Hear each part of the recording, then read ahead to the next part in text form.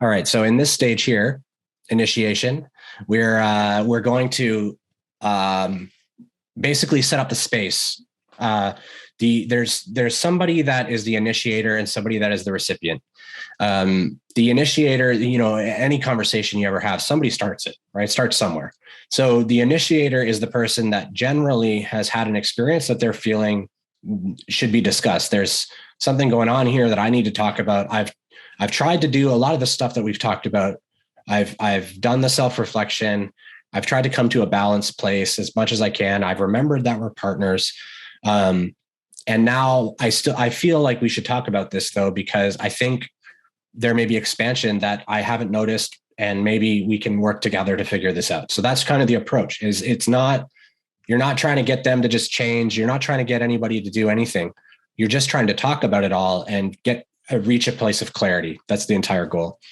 And then after you do that, you're going to identify the challenge. And this is where the initiator will move into expressing what occurred. And they're going to try to stick to the facts, but they also want to express what came up for them. So sometimes what comes up for us implies judgment, right?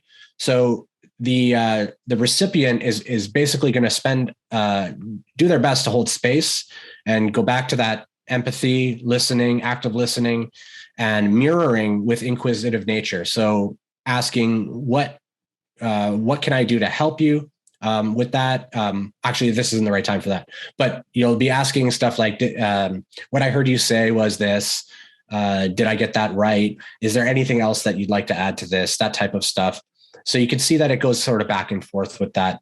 And then the recipient will offer some sympathy, and the initiator should feel heard and feel understood to some degree. Now, understanding is a little bit amorphous, a little bit difficult to reach totally. So there's always a bit of confusion happening.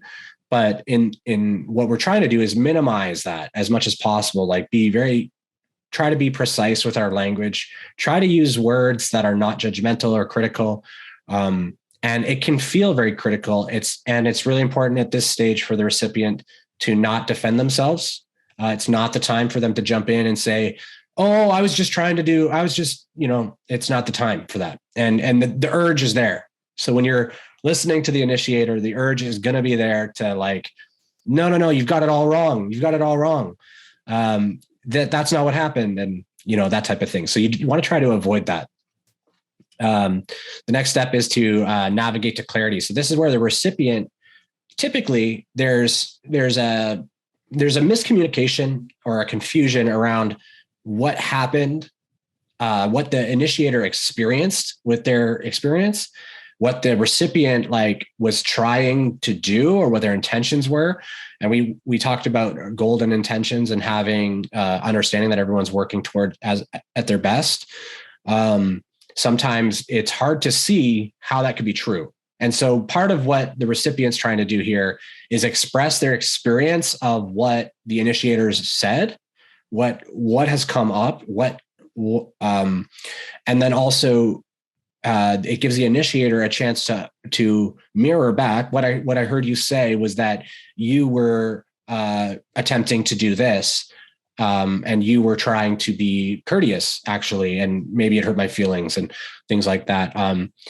The recipient then is trying to ensure just a clarity around what they were trying to accomplish, where their intentions don't align with the experience that the initiator had, and the result being that they both feel heard. The next step is to look at repair and expansion.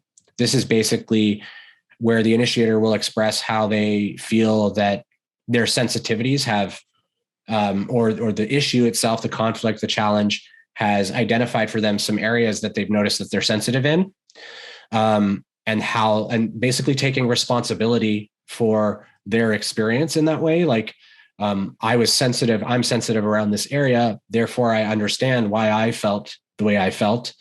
And then the recipient also does the same thing, noticing basically how their behavior or actions, speech, whatever, informed some of that all to happen, right? So both parties are basically taking responsibility for the co-creation of the entire experience.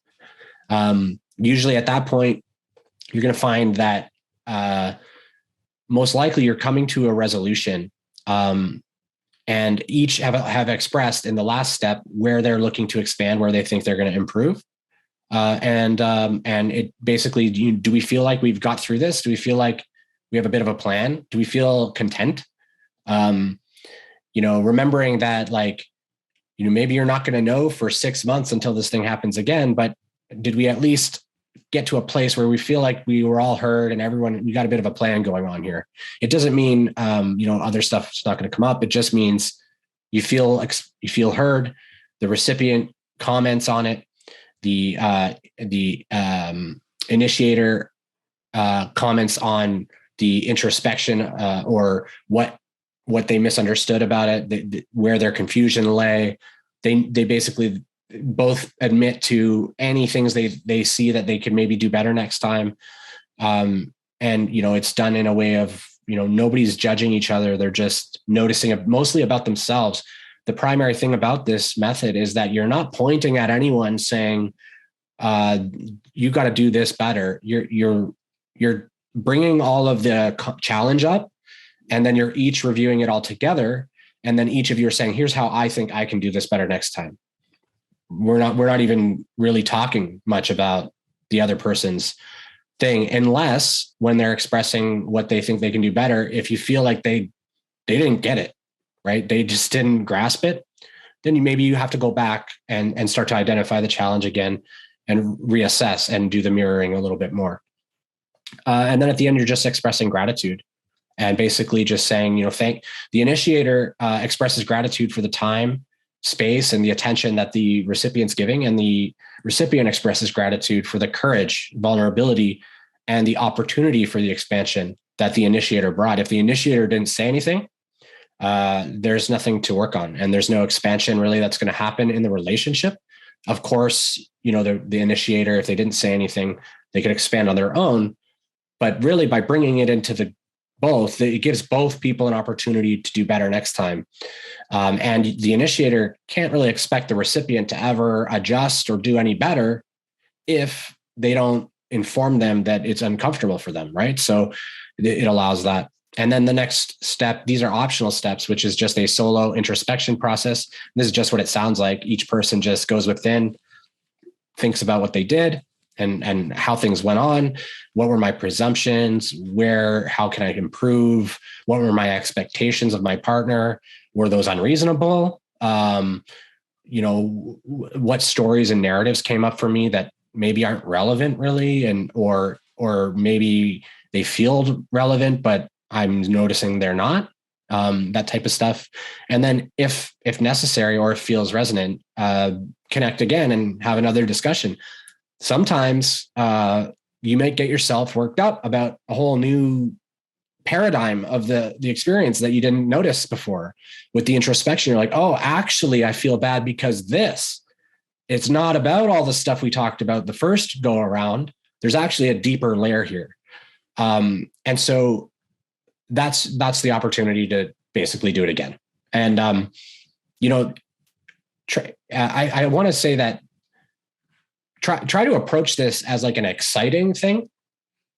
Try to approach this as a, we're going to solve the issue, really. Like the issue is going to go away. Yep. At least we're going to definitely do better next time, because we've talked about all this stuff. And so there can be like some resistance in the very beginning of doing these things, because it can feel a little contrived or a little prescribed. The interaction can feel a little awkward. It'll get a lot easier the more you do it.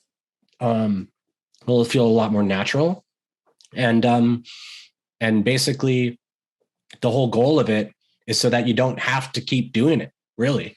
You get to a place where you're not triggering each other so much, or it's just so natural. It's not like you're pulling up a chart and being like, okay, and that's sort of the goal, is to, for us, that's our goal with this, is to provide you with the tools so that you don't have to spend years in couples therapy with some person sort of refereeing you. And, you can take this to yourself with your partner and heal each other together. And you don't need therapy and counseling or whatever, and that type of thing. Yes, that's such a great point to say. Totally.